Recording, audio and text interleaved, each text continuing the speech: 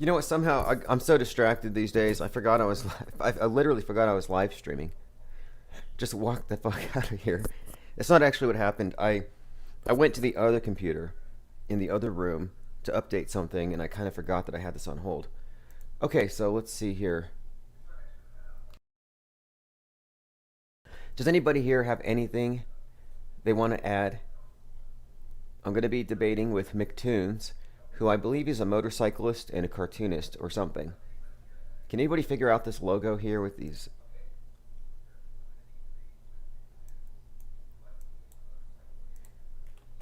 Okay, here's a link if you guys want to join in.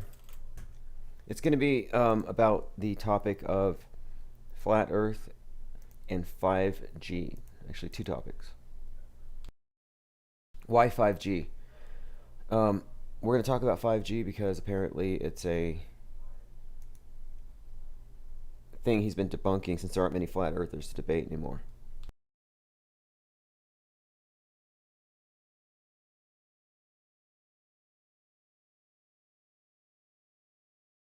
Somebody says it looks like a spoof on the Tron logo. Oh, I see. I see. It does look like a Tron logo. Got it. Let's take a look.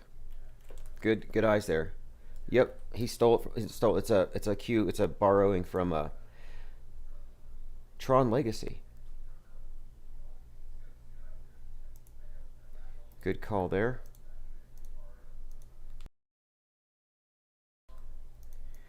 Just killing a little bit of time. I think we still have like 76 minutes. Actually, he put up the new artwork. This is the fourth year so far. This is the fourth year, not just of this channel, but of that particular mascot.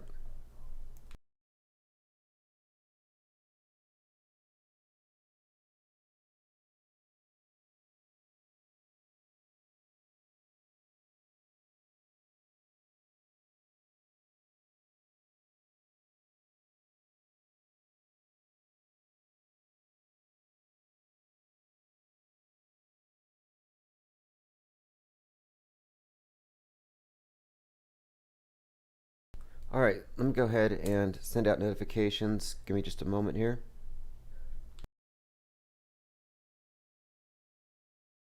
View with Kobe Bryant, and this was January 2020. He crashed on the 28th. But anyway, this. All right, I'm probably just going to leave this on just so people can wait here so they know what's going on. I'll put the thing on the screen. I'll pin a comment here. I'm also trying to bring up one of my channels. The main channel that had like 900 subs, I discontinued it for this, and I repurposed it for NFTs and digital art. So if you want to subscribe to that channel, go to timosmond.cc, as in Chief Crow, CC. I'll put it in the link. QAnon, aka Goldfinch, owns the .com. timosmond.cc. So if you're wondering why that channel doesn't have any content, it's, like I said, we're migrating to a new channel.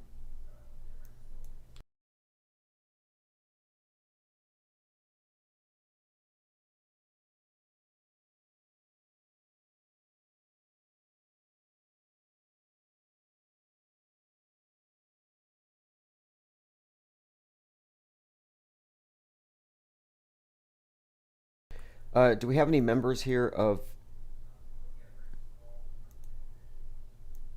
johnlebon.com? Did anybody listen to that last conversation?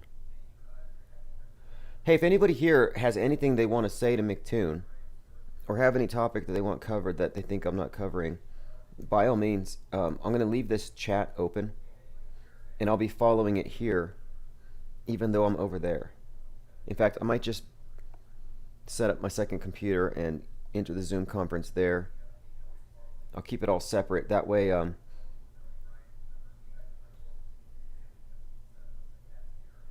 let's see. I want to send everybody. Actually, I prefer everyone go over to his channel, to be honest with you, in the chats. Hopefully, you don't all get banned. No, I've talked to MCTOON before. Well, he kind of moderated. I think it was with Fight the Flat Earth. And so this is going to be kind of a follow-up. But that was really a lot of dead ends. I didn't feel like it went anywhere. It's like, okay, we agree to disagree. You believe the authority subjects on the authorities on this particular topic, and I don't. And like I said, I don't think that's good enough. So certainly not for today. I think we can do better than just agreeing to disagree, or you're brainwashed, I'm not. You're dumb, I'm not. Whatever it happens to be.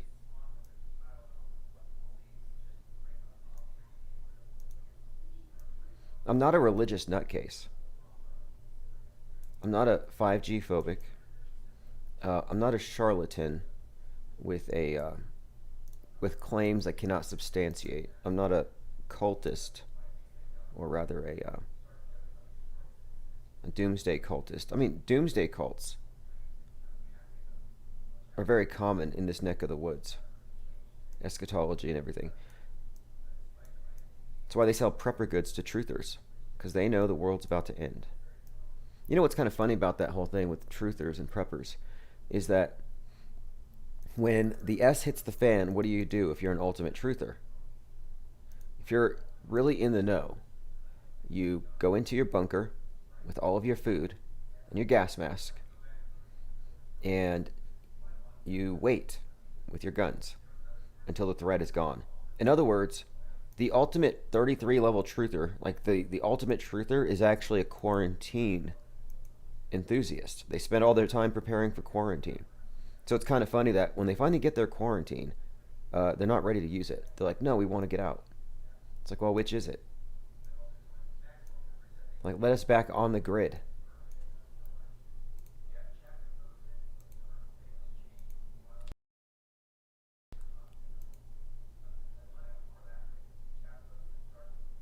Again, if you, Mary says, huh? If anybody here has anything to say regarding tonight's debate, if you want me to add anything, if you want me to mention anything in particular, if there's something I'm missing, drop it in, and I'll make sure I read your comments, or I will acknowledge your comments. I may take credit for it, depending on what you say. Oh, I see. Mary says, what tool are you using? Okay, I'm using a pen with a fill. So there's no outline. In other words, the outline is clear, but whatever path I draw, it fills in. So I draw a circle, it fills in a circle. I draw a triangle, triangle. I draw a penguin, gives me a penguin. Now, when the lines cross over, it inverts to white for that section. So you can get some interesting effects here. But again, it's all a straight fill. Other effects that I kind of use with this, and this is a very effective and fast way to draw. I mean, I do a lot of ink work, and I try to emulate that. In fact, there is a pen in this program which is called, let me see, we have the actual pencil, pen. Maybe it's the calligraphy. There's one here, though. You can actually get a nice, almost a splatter effect with the ink. I think it's on my phone app, actually. Other things you can do with this, though, with the same exact effect, is add a simple linear gradient. But I'm using the same basic template.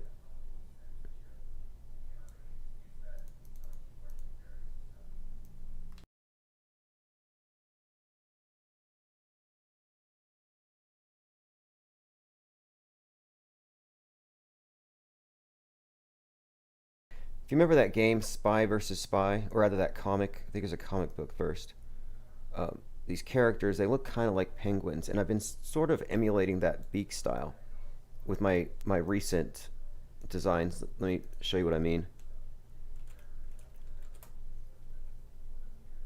And they weren't penguins, but they have these long beaked faces. So here we go. I'm sort of using this design as sort of a basis. I wanted to create a more mischievous or terroristic looking penguin. As you can see here, these ones actually have bombs. So let's see if I can cop that style a little bit without being a plagiarist. Just certain things about it I like. Like, so for example, the almost like a shark-like smile. So they have the triangular head.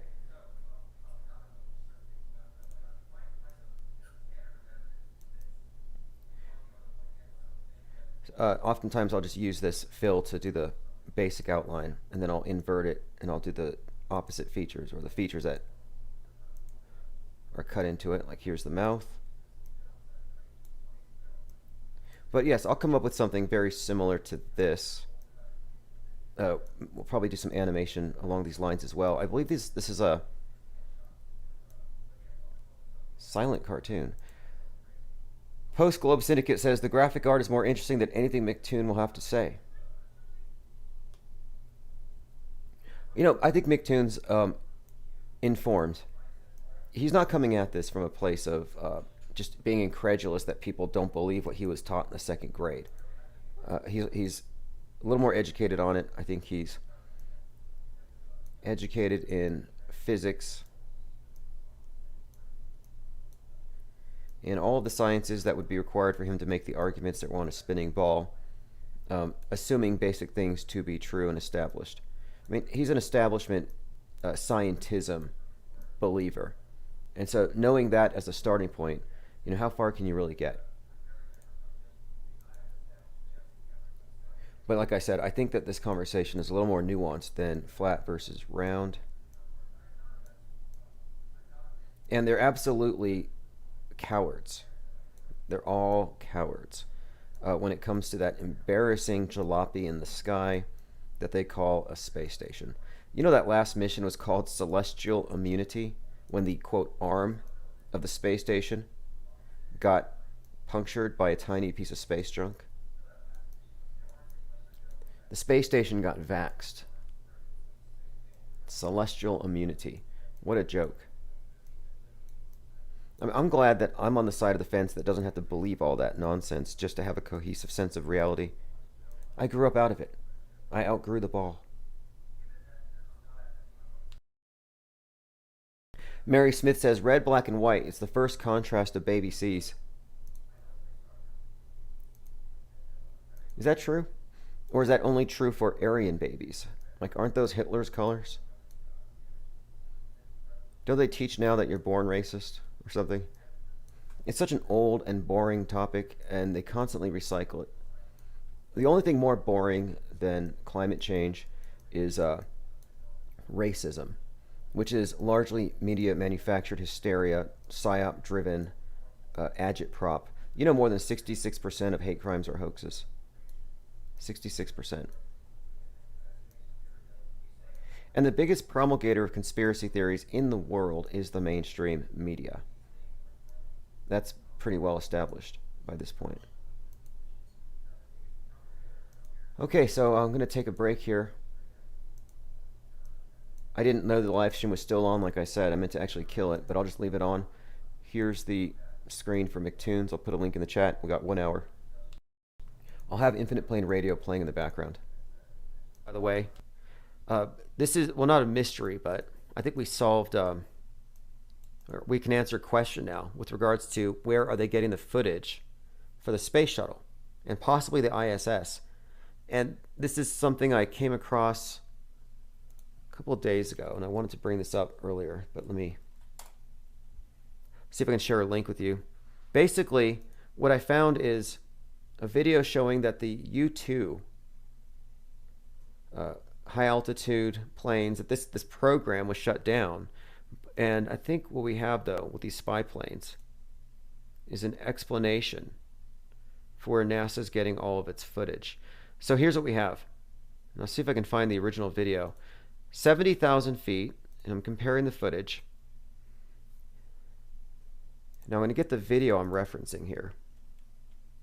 Because what it is, I believe, it happens to be the case that they're taking footage from the U-2 planes and passing it off as ISS footage.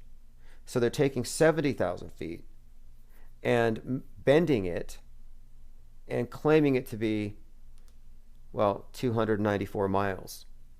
That's what I think is actually happening. And I'm looking at this U-2 footage, and it kind of matches the proportions and everything. So that's kind of what I've been looking at lately, this YouTube footage. And so, and the video I'm looking for, and I'll find it in a minute, and I have it on the forum here, and you may have seen it. What the video uploader is suggesting is that NASA took over the YouTube program, that it was never shut down, and that it became the fake shuttle program.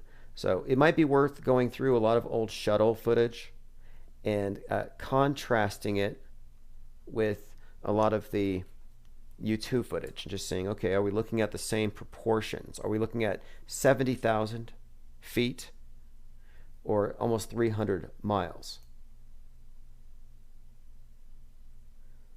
All right, what else do we have here?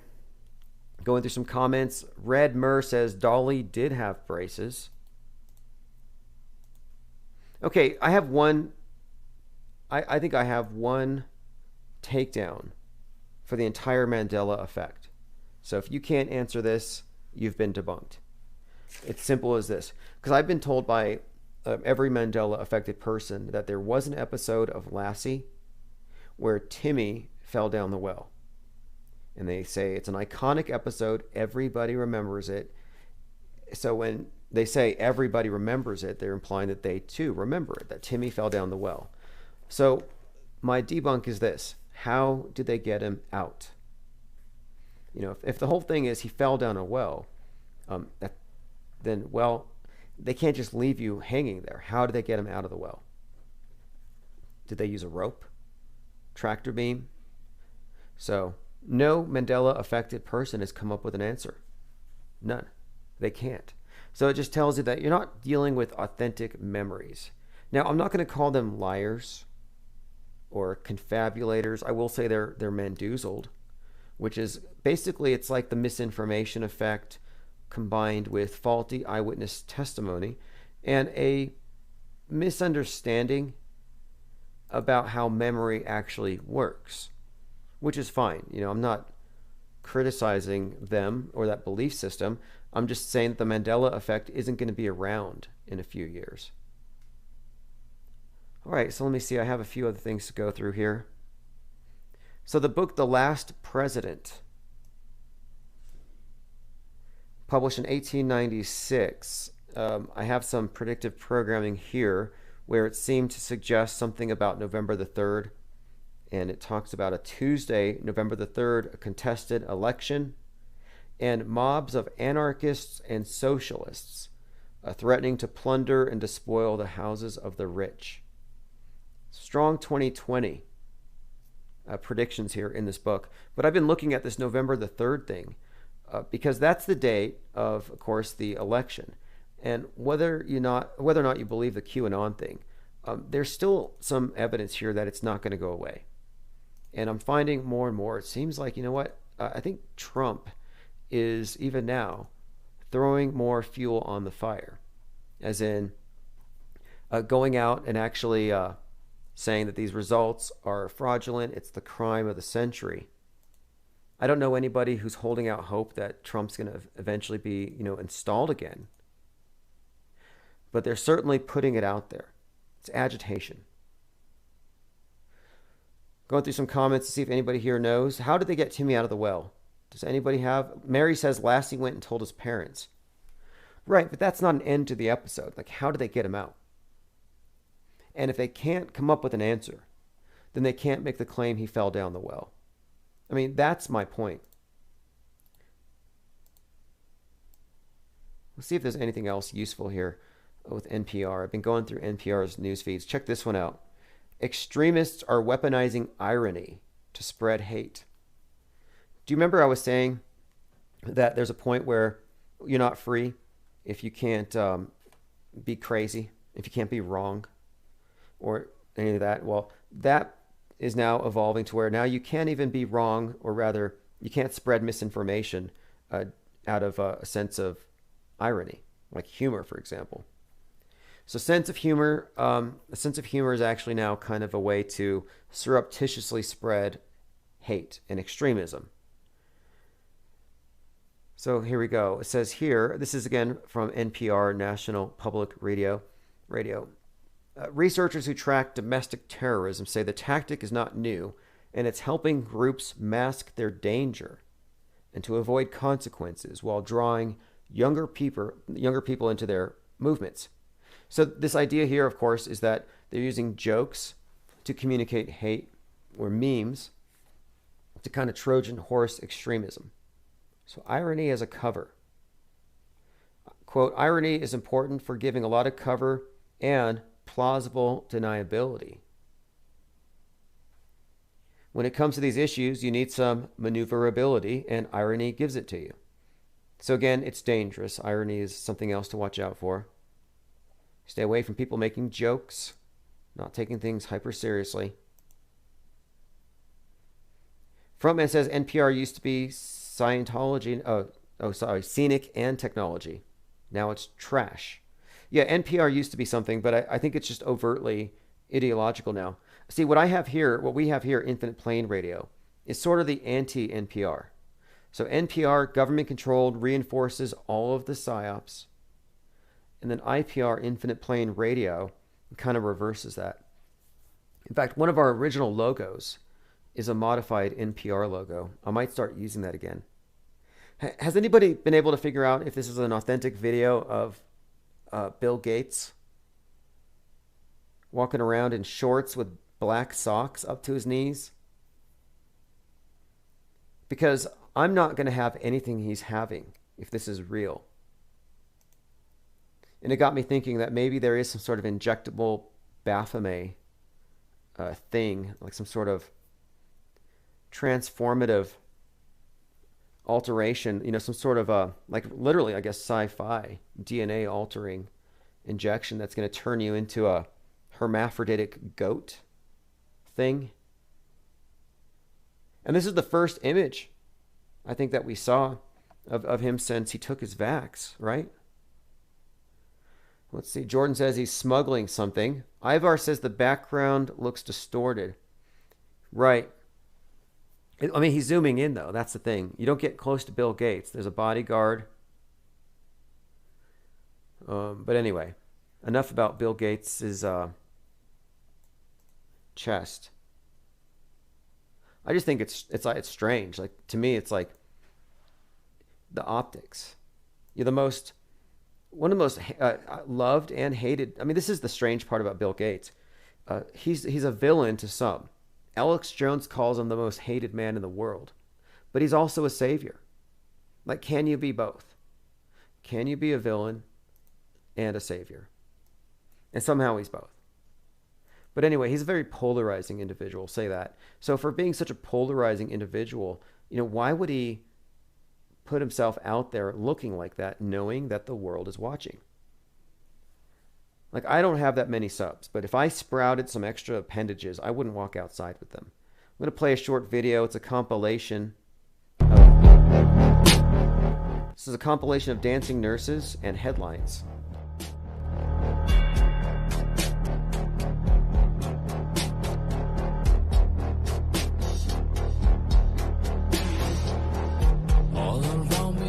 So if you like this video, you like the compilation, just go to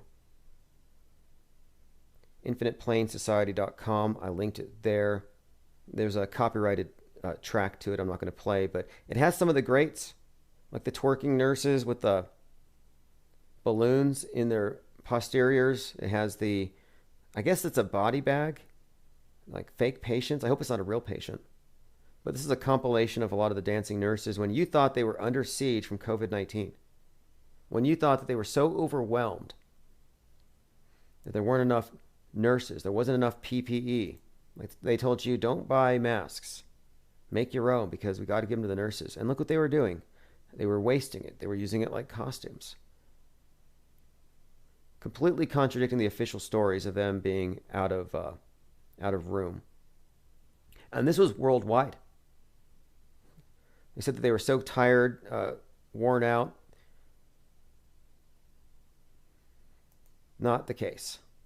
Commenter says maybe the dancing nurses were possessed by the dead patients. Well, this is the problem. Okay, one, there weren't any patients, but two, let's say that there were, and they're just blowing off steam because that was the excuse. They said, oh well, you know what? They're just so stressed out from being around this plague and being at the front lines that they got to blow off some steam. They got to let some stress out.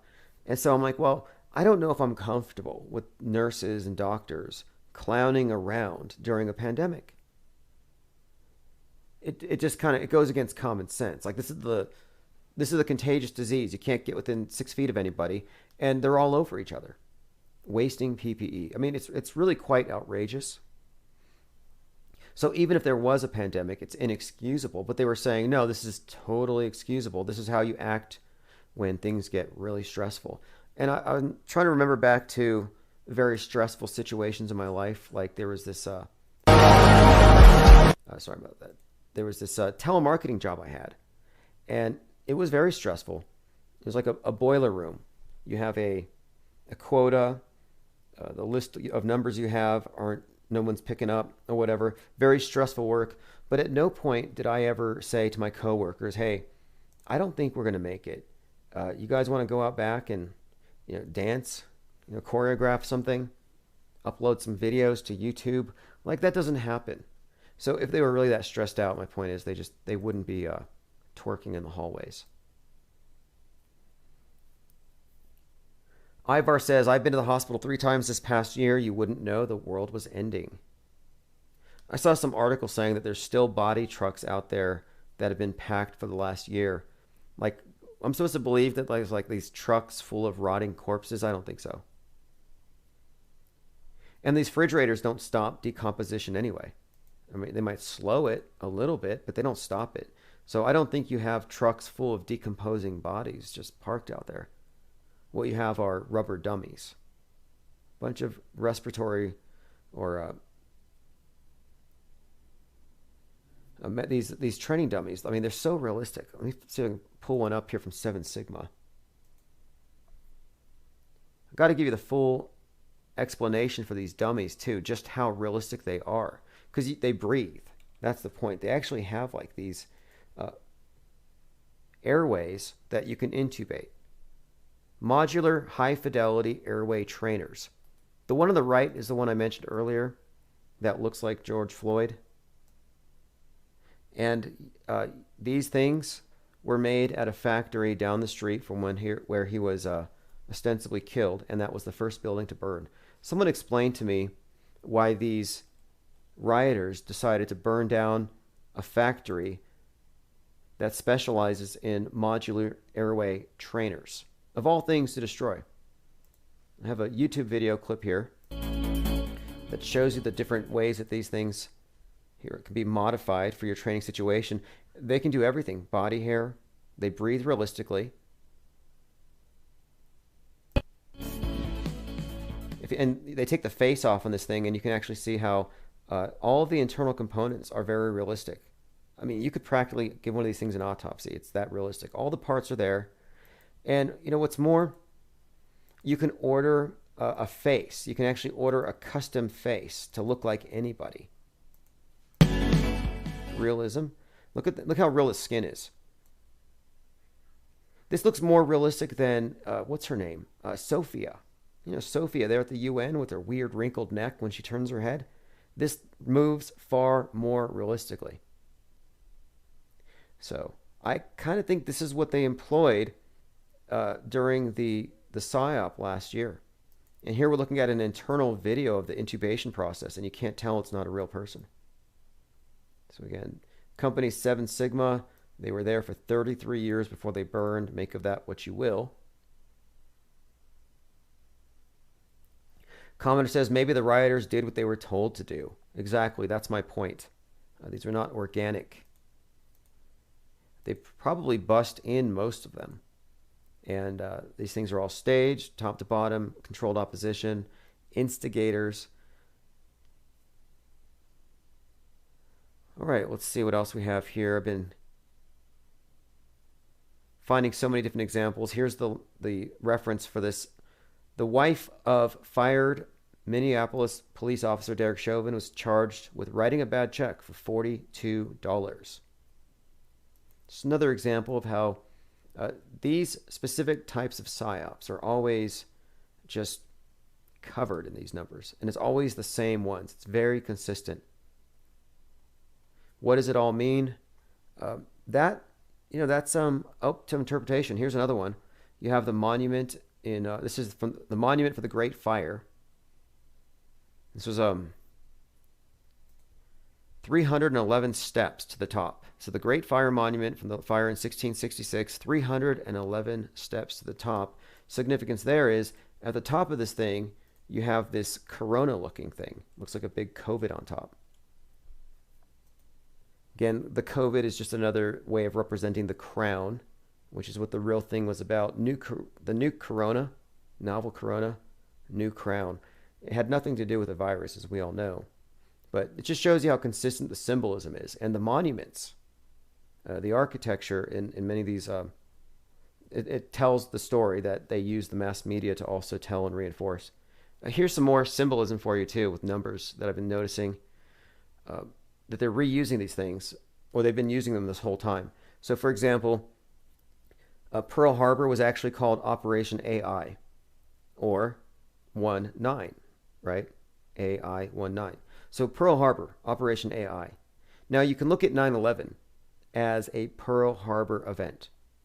9/11 had 19 hijackers. COVID-19 was 19 years later.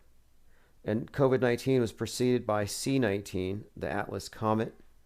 Another thing here, Kubrick's movie AI was released in 2001. And then the reset thing with the World Economic Forum, they've been talking about this reset. And as part of the Great Reset, they're launching the Global AI Action Alliance. So AI again, 19. It's probably code for these transformative psyops like Pearl Harbor, 9/11, COVID-19. So AI is somehow being, I think, involved in whatever the next major thing is. And also the name here, Global AI Action Alliance, sounds like Gaia, name of the another name of the Earth, the Earth worshippers. And also this is from the World Economic Forum with their 666 logo and their Darth Vader-like leader. Looks like Darth Vader without the helmet on. This is just a friendly warning. It's happening. Wake up. More than 100,000 people die every day. 100% of the unvaccinated will probably die. Even with masking and double masking, we may have to shut it all down until we can find a vaccine against death. Until then, shelter in place and please retweet. I sent that out there to see if anybody would retweet it, because that's pretty much what we're at now. You know, it's like the anti-vaxxers have jumped the shark. The COVID-19 pandemic believers have jumped the shark. David Hogg is talking about how ever since he got the vax, now he feels less anxiety. Like, have you felt anxiety? How many of you have actually felt anxiety? Like, the only anxiety I felt has been from being around the unpredictable mainstream media fundamentalists. You talk about QAnon being a cult. MSM is a cult. It's a much more powerful cult, much more pervasive. It's the dominant one. Let's see. Commenter here says, I believe the 42 is centered around Christ symbology. I'd be interested to hear any associations that you find with that number. I happen to think it's accurate to say that. I think it's also connected to Saturn, and it has to do with the harvest, the god of the harvest, death, resurrection. I think Osiris apparently was chopped up into 42 pieces, which is also significant. So I would also say that the 4 is across 2, the number. I look at that as a sickle, you know, splitting in 2. And if you combine a 4 and a 2, you do get the symbol of Saturn. And again, you say Christ. Well, Christ and Saturn, these are related. These are very related, these two symbols, these two archetypes. In fact, there's a modern version of these archetypes that we're all very familiar with, which would be Luke Skywalker or Darth Vader. And Darth Vader is a perfect Saturnian archetype. In fact, the moon, Mimas, looks like the Death Star.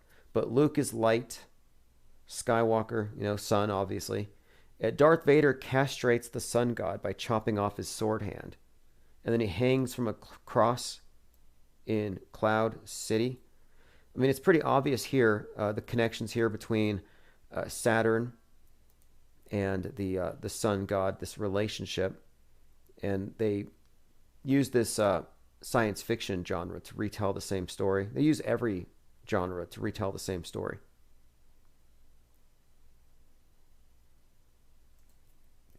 Hoaxahana says 42 rainbow spectrum. I heard something about that. I'd be interested to know. I know that 42 is the main number in the book Hitchhiker's Guide to the Galaxy as the meaning of life and the universe. I have a mind map built around this one. In fact, if you go to themetascript.com, I have a link where you can actually pick up the book. It's a pre-order at the moment, the Metascript Decoded. But I put a lot of this content into these mind maps to kind of show all the different correlations, the things that we've noticed, and how they do connect to a very specific theme where you can say, yeah, there is a meaning here. It's not about reaching or cherry picking.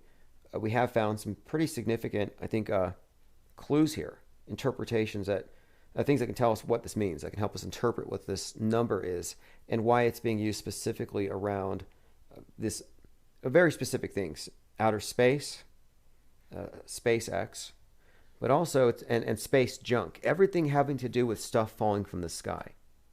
Falling is one of the main themes, but it's also used specifically with this dialectic between the Western chauvinism and BLM, or the black civil rights, is associated with the number 42 very consistently.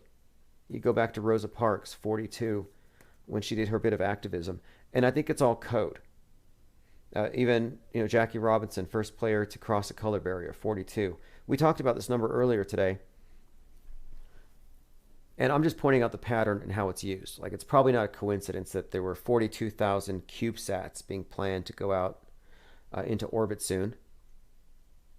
But no, there's quite a lot. I think we've managed to more or less figure out what it means, and these concepts are all interrelated, and it's fascinating, I think, to look at this symbolic system and to decipher it, and to try to understand exactly, well, what are they communicating, and is it taking us somewhere?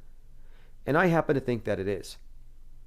I happen to think that we can discern where it's taking us just by looking at predictive programming as a predictive model. And this concept of predictive programming, is something that we're all familiar with. It's been around for some time, but I think I can finally put it into its proper context with this Metascript framework. So my thinking here, and I came to this by looking at Kubrick's role in so many of these transformative psyops, and at what he was constantly alluding to. Eyes Wide Shut, The Mask. What is the meaning to this? I think it has to do with, look at Clockwork Orange, where the character has his eyes forced open and he's just being inundated with violent imagery.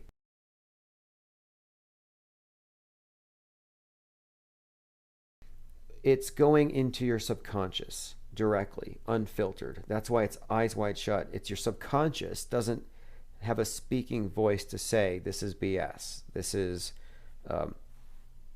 crazy, this is insanity, what are you watching? No, it just takes it all in. And then I think that knowing that you've received this program, you will respond accordingly when they give you certain signals in the news after. We talk about mind control. MK Ultra, for example, is this theory that you can traumatize somebody, and when they're in a state of trauma, you can fill them up with all kinds of ideas, post-hypnotic suggestions, more or less.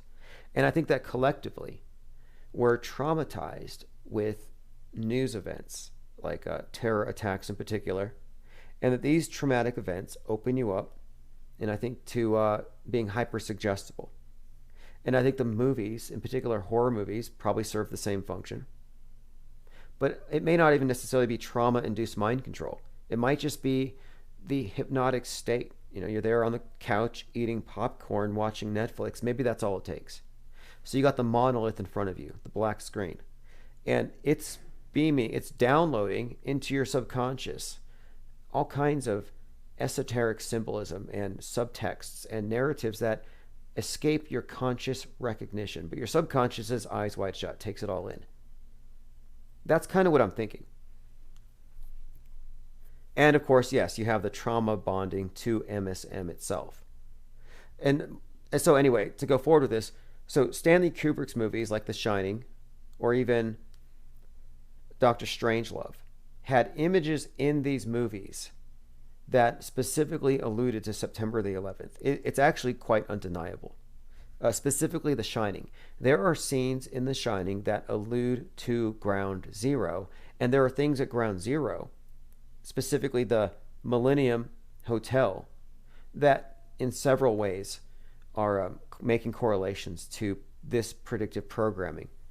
And this predictive programming, this script, gives you the actual meaning of 9/11, what it was all actually about. So, looking at, again, predictive programming as a model for predicting what might come next, I think you can extrapolate from Kubrick's films and a few others what's happening next. And it actually ties in, I believe, quite a lot with someone that Kubrick worked with in his last movie, which was Tom Cruise. And Tom Cruise, of course, being the first, he's going to film the first movie in space if he beats the challenge. The Challenge is the name of a movie that the Russians are going to film in space, and they want to beat Tom Cruise to the punch. And if they do that, then they will have filmed the first movie in space. But you see the connection here. Stanley Kubrick, moon landing. Tom Cruise, he's going to go film the first movie in space. Tom Cruise worked with Kubrick, who's obviously in the clique, one of the meta scripters. Now, there's quite a lot about this with this Tom Cruise storyline, how it connects into the bigger picture, but he is going to the space station this summer, or possibly fall, but I think probably summer. Because if he doesn't go sooner, then the Challenge is going to beat him. That's the name of the other movie, which is an interesting title, The Challenge, considering, I don't know, the proximity to the word challenger. All right, let me see what we have here. All right, I'm taking over this live stream, so let me go ahead and see where we're at timing-wise. Okay, we got half an hour. I'll put a link in the chat. Does anybody have anything in particular you want brought up? You can call. You can leave a chat. I got some voicemails to go over. I could save them for later.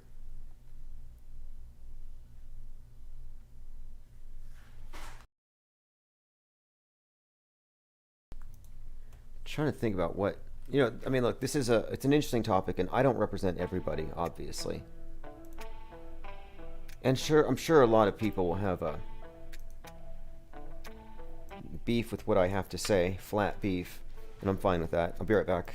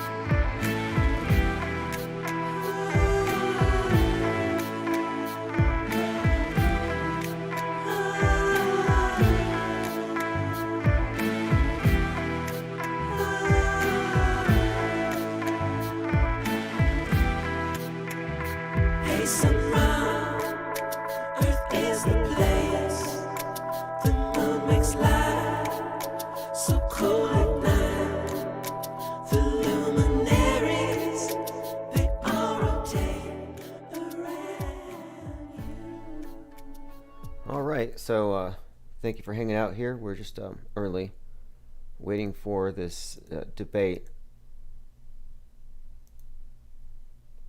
Couple of disclaimers: I don't speak for everyone, and two, um, no, that's really it. I mean, everybody should know that.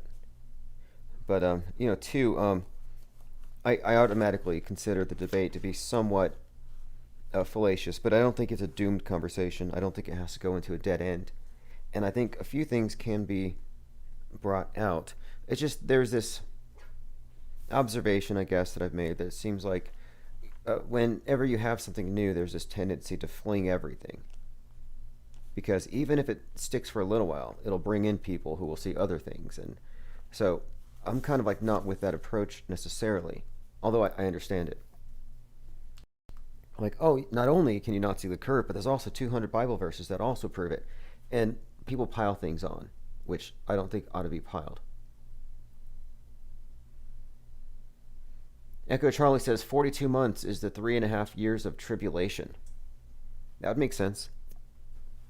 In fact, I think it's very interesting that when that piece of Chinese space junk hit the Earth, it was just before Elon Musk took the stage, kind of giving the sense that he arrived, Starman, which is an anagram. It's an anagram for Mr. Satan.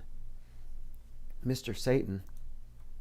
Mr. Saturday Night Live, which, interestingly enough, Saturday is Saturn, and there's some strong correlations there with this guy who's dressed all in black, hosting the show after that star falls from the sky, or the space junk. It's portentous, I would say. There's a reason why he has 42 on everything, and it's not just because of that ridiculous book. It's deeper than that. 4 and 2 combined forms the sigil of Saturn. That's the esoteric underbelly to all this stuff, which is really the foundation. But that's the stuff you can never talk about with the normies. And tonight's debate's going to be with a normie. AUWLQS Earther says, can super zoom cameras take good pictures from a fast moving car to very far away with slow exposure for star trail? Good question.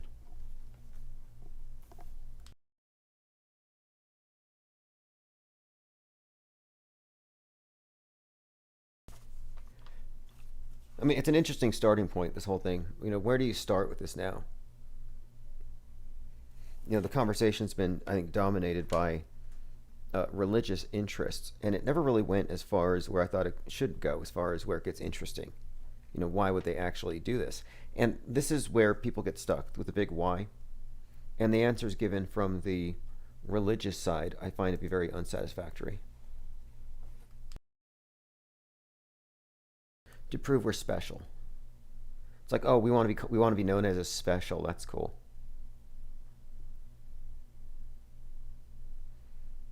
All right, nice people here. Wonderful. Yeah, I would say that these, I want to just say this. I don't like to smear groups of people. Well, I won't even say it.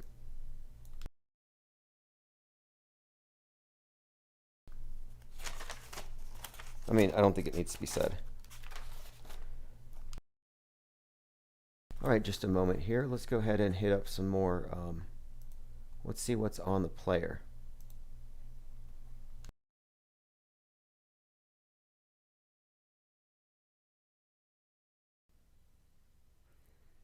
Okay, let's see. How many times did Bill Gates go to Pedo Island? I still question if that's even real. A flat earth Watertown, New York was arrested. Yeah, this one might deserve a little bit of comment, I guess. I don't know if anybody knows this person. I kind of think this is fake. Like, do you remember how we had Benjamin Coleman setting fire to 3 Masonic lodges on March 30th? And he said it's because he was mad that the Masons are doing conspiracies and that they put 33s on everything. And he burns down these 3 lodges on 330. I'm like, okay, seems fake. Benjamin Coleman, nice name for an arsonist. Anyway, I think that might be a strategy where they're making up they're fabricating stories to smear conspiracy theorists. So here you have this anti-masker who is claiming his free speech is being suppressed because he wants to go over their 8-minute time limit, and he won't shut up about flat Earth. And they drag him out of City Hall, and he's acting like he's some kind of like he's a victim, like he's being oppressed. They're not asking you to leave. As long as you can remain here, that's fine.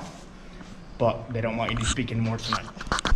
You do not have privilege of the floor. So anyway, a bad actor. I don't know if anybody knows Flat Earth Watertown. I actually emailed him to see if he could call in because I'm trying to figure out, is this a real person?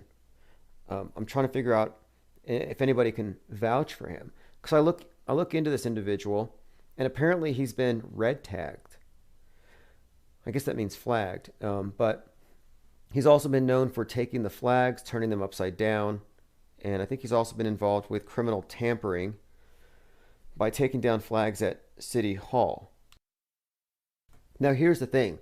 His name is Baragar. And it says he frequently shares memes attacking the mask as a means of combating COVID-19. So he checks off all the marks here of an agent, I think, if they're trying to create a straw man, like, oh, he's anti-mask, he thinks the earth is flat. So you see what I mean? There's this like contrived nature to this thing. And I'm looking at the meme, and it's not even a meme that anybody I know would share. Like, it's not even remotely funny. All right, back live. Here's, hey, look, D Marble. Let's invite him. He says, not mentioning any side effects, but the fact that, oh, interesting comment. Interesting. Join us in chat. I'll take suggestions. Because a lot of people might think that I'm avoiding certain things. So I want to make sure that I cover all the bases, and who better than to give me pointers than the guy who took the spirit level on the airplane and proved that you can take a spirit level on an airplane. It's true. He really wants to talk about 5G, and I do as well, but I'll admit, I'm biased. I'm very much biased in favor of the view that it's actually more Psy-War than anything. But that is something he wants to talk about. And I also want to talk about other things having to do with what I think to be fear-based psyops, which most psyops aren't. A lot of the psyops are just emotional games, manipulations on so many levels. Zareth the Alchemist says D Marble. Yeah, D Marble is what would you call him? A flat earth veteran? Although he kind of I don't know if he fell off the edge and went crypto.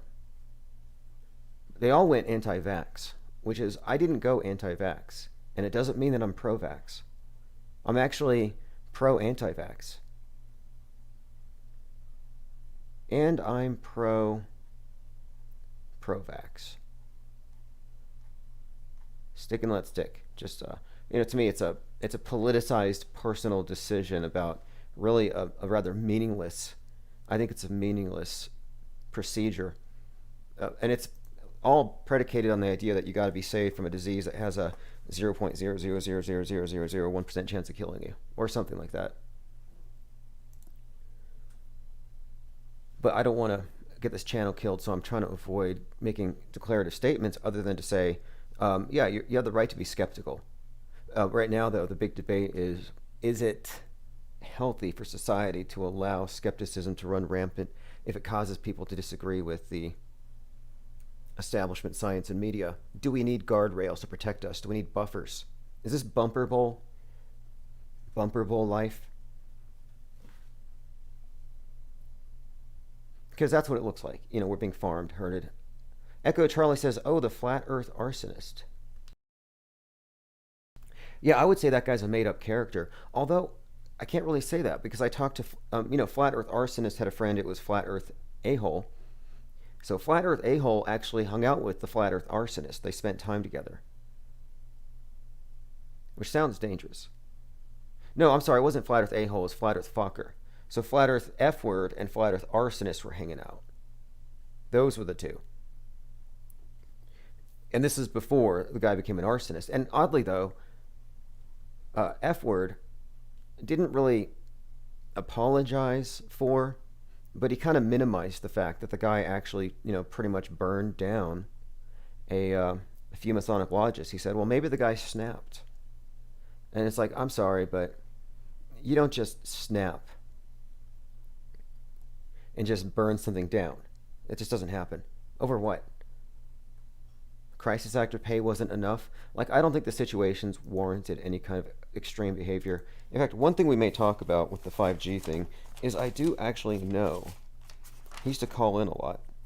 I know a 5G guy, an anti-5G guy, who during quarantine actually shut down a 5G tower guy. I mean, insane. Now you can stay put here, or you can go over to their channel. Here's the link. There's a few interesting people in that chat already. Or you can just watch from here. I'll just mirror it, but I prefer we all go over there.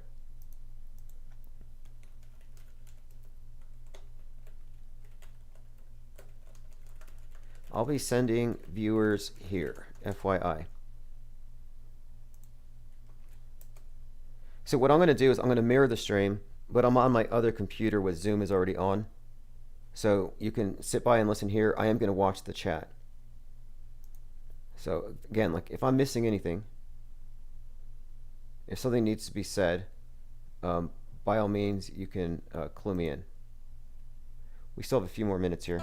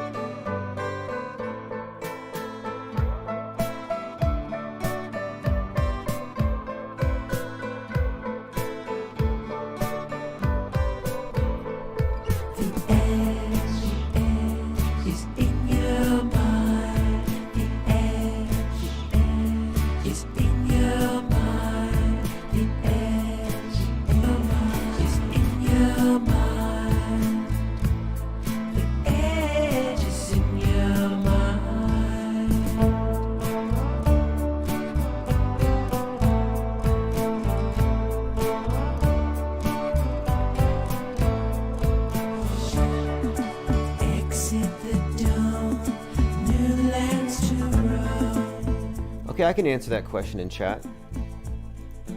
It says, I understand your skepticism, but what better way to reduce the populace by selling them on the benefits of something designed to bring them harm?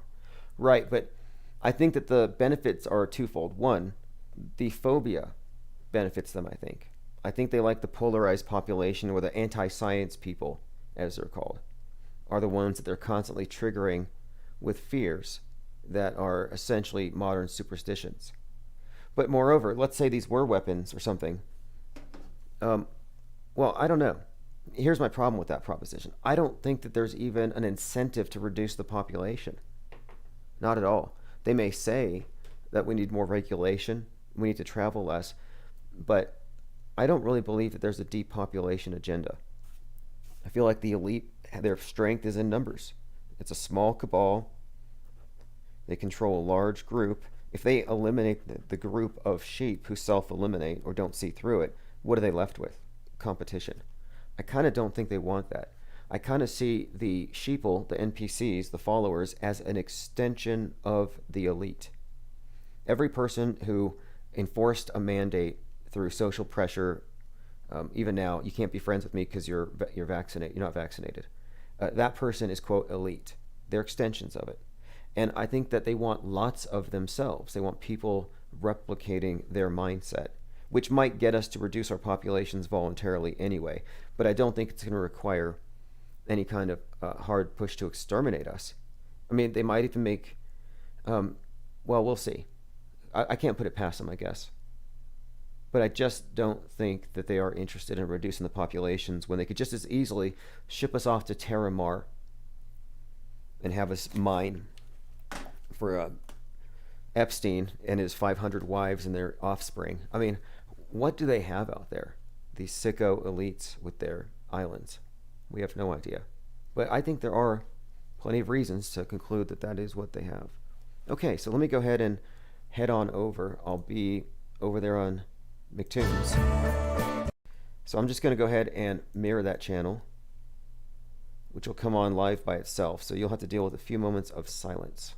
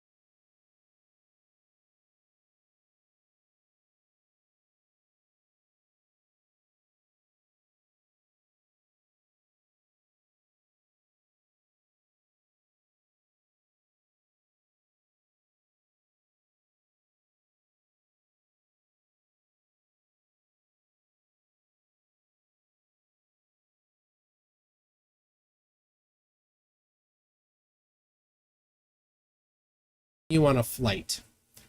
Would you accept that?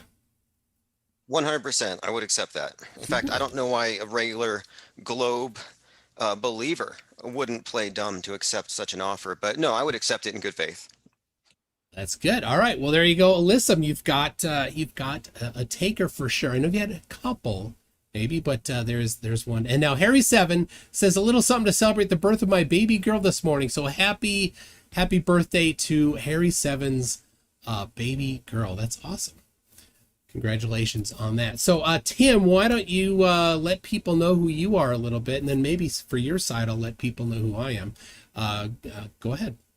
Great, excellent. Okay, so my starting point for entering the whole conversation, even questioning the shape of the world, actually is from a broader perspective of questioning a lot of things about media itself and the world we live in, and just how mediated it is, and what that actually means as far as our perception of reality. So I've already been a skeptic about many things. So I came into this topic and I differentiated myself and the group of people around me. We kind of took the conversation slightly away from where it was already somewhat entrenched, which is it was kind of based around the idea that the world as we know it is pretty much the same size. It's just flat with a dome over it, and that this is somehow substantiated by the Bible. And I thought, well, if you're going to reject what's been established, you can't just throw in anything without first establishing this with evidence. So I didn't like the idea of proceeding as though there were a dome, and those who pushed the dome the hardest were the least interested in going to the edge to see if there actually was one. So I said, let's just go with infinite possibilities, infinite until proven otherwise. And let's look at this as, what other reasons could there be other than the biblical reason that they give, which is science is trying to hide creation. They're trying to hide God, and that's why they're hiding the dome. And I'm suggesting that if there's anything to this topic, the only thing I can understand that would make sense to me, as far as the why would they hide it? Why would there even be a deception? Is, well, they'd be hiding more land, more resources, something that is tangible. I don't think the other ideas made sense. So again, infinite plane society just posited here that it's probably more land. And that was the starting point. And again, it's coming from a place of great skepticism regarding media in general. And so it's not 100% in line with many of the flat earth proponents or the people who even delve into this topic that you're used to speaking with. In fact, many of them I think would be categorized as anti-science. And that's something I try to reject. I don't think it's an anti-science proposition to differentiate between science and establishment science. So that would be my starting point here. Okay. Interesting. Okay. Well, before we get into anything, I'll, if you don't mind, I'll introduce myself to your people. And my wife just poked in and said it's raining here. It's been 95 degrees and humid, and now all that humidity is coming down. I'm MCTOON. I'm not actually a rapper. You don't want to hear me rap. It's I like a lot of people, I stumbled into flat earth because YouTube suggested me some videos, and I'm like, that's silly. I looked into it, and I set aside everything that I figured out before and said, well, let's look at it from nothing. And I'm like, well, the sun would never set. Did some math, did some geometry. Yeah, that could never happen. Tested a bunch of other things, including personally measuring the radius of the Earth 4 times with friends on different places on the Earth, and confirmed that the elevation of the sun doesn't work for flat Earth, but it does work for the globe, and the radius works for all of us. We measured the same radius. So that's my position. I do this, I do debates every week on Tuesdays, usually on flat Earth, but I also invite 5G, anti-5G sympathizers to debate. They rarely do. Don't know why they don't, but they're extremely vocal too. In fact, I just had a video that came out today.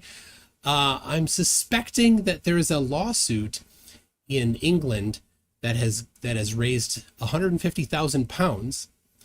And I think it's kind of a sham. Could be wrong, but I'm very suspicious of it. So Well, let me ask you this on the 5G thing. Do you think that there's a strong crossover between 5G phobics and flat earthers, or is it kind of spread between globers and I 5G? think I think the majority of flat earthers are also anti 5G, but the anti 5G movement is much larger than flat Earth. Fascinating. Okay. I mean, my take on it, and this really goes for everyone that I pretty much speak with on this topic, is that there seems to be a lot of very popular fears and phobias that are really easy, I think, to sensationalize. And yeah, these things, conspiracy candy. And yeah, sure, it does get picked up with a lot of conspiracy theorists or quote flat earthers. But what we're doing with Infinite Plane Society is we're putting everything in the category of fake until proven real. And that goes for mainstream news and its extraordinary claims and the extraordinary claims of so-called conspiracy theorists. So I don't just say, well, I don't trust the news, so therefore everything that's being peddled by Alex Jones is therefore legit. No, I'm suggesting that if anything, most, if not all of the alternative media is actually controlled opposition to what's really going on. But with the 5G topic, you're right. And I coined the term 5G phobic because I thought, hey, look, this is being used probably to shut down your YouTube channel for being a danger to society. Because at the time when it became a popular theory in 2020, it was because people were correlating it with the pandemic. And even InfoWars made that correlation, which I find that baffling. And I thought that was an easily debunkable superstition. So I'm not with the 5G phobia. I know many people seem to think there's some kind of mass extermination agenda going and they're going to use human bug zappers, but I don't think that's the way they would do it if they were going to do it. It's a rather complex way to do it, much more complex than any Bond villain would ever think of. Right. Now, to get back, you said the sun would never set when you look Yes. into these flat Earth videos. So that's coming from a presupposition that the sun is 93 million miles away, has all the qualities as described, and the Earth is a relatively small disk taking all the light at once because it's basically a coin. It makes perfect sense. But you know now that the nobody who promotes the idea of a flat Earth accepts the idea of a distant sun. Everybody says it's local, although no one has a definite distance. And I'm disappointed as well at this idea that some people will say 3,000 miles and they won't qualify it. I don't like many of these things that are just more or less. Um, Well, well, I they didn't get it from nowhere. They got it from measurements, very narrow and specific, like cherry picked measurements, but they did get it from there. So for example, when I measured it and I hypothesized that the Earth is flat and the sun is local, on both solstices, I'm in Minnesota, in Minneapolis, and the 45-degree north latitude runs through Minneapolis. So my angle to the sun at local solar noon on the solstice, the equinoxes is 45 degrees. And it's over the equator on that day. Well, I'm 3,105 miles away from the equator. So if you have a 45, 90, 45 triangle with one side at 3,105, the elevation of the sun then is 3,105 miles. So right there, that's where you get it. And if you look at Robotham, he's the one that I think came up with the first actual number for it, and he gave about that number too. And he's in England, was in England, and he would have gotten a similar measurement. But when my friend in Israel measured it on the same day, he got a very different number. And when my friend in Norway measured it on the very same day, he got a very different number. So on the same day, the sun is different elevations for flat Earth, which doesn't work. Now, what do you think about the flat Earth concept of how the seasons are explained by a sun making an increasingly wider circle closer towards the quote outer ring and then back, just period, every 6 months north and then south?